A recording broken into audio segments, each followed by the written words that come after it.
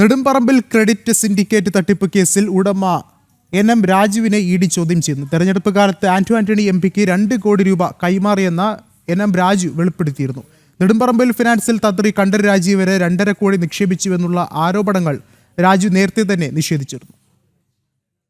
Thiruvalla Nedumparambil credit സിൻഡിക്കേറ്റിൽ raid നടത്തി ED. നിരവധി രേഖകൾ പിടിച്ചെടുത്തിരുന്നു. 2019 ലോക്സഭാ തെരഞ്ഞെടുപ്പ് കാലത്ത് പത്തനംതിട്ട എം.പി ആന്റണിക്ക് 2 കോടി രൂപ കൈമാറിയിരുന്നെന്നും 20 ലക്ഷം രൂപ മാത്രമാണ് ഇതുവരെ തിരികെ നൽകിയതെന്നും എൻ.എം. രാജു ആരോപിച്ചിരുന്നു.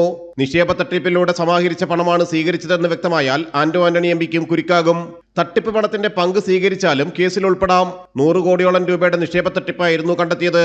നിക്ഷേപ തട്ടിപ്പിൽ ഉടമകളുടെ 44.5 കോടി രൂപയുടെ സ്വത്തുക്കൾ ഇ.ഡി. മരവിപ്പിച്ചിരുന്നു.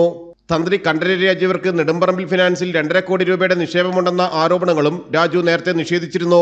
ബാങ്ക് തട്ടിപ്പിൽ 2024 മെയ്യിൽ എൻ.എം. രാജുവിനെയും ഭാര്യയെയും 2 മക്കളെയും പോലീസ് അറസ്റ്റ് ചെയ്തതാണ്. കള്ളപ്പണം വെളുപ്പിക്കൽ, കള്ളപ്പണ നിക്ഷേപം എന്നിവയിലാണ് ഇ.ഡി. അന്വേഷണം. ജനം, കൊച്ചി.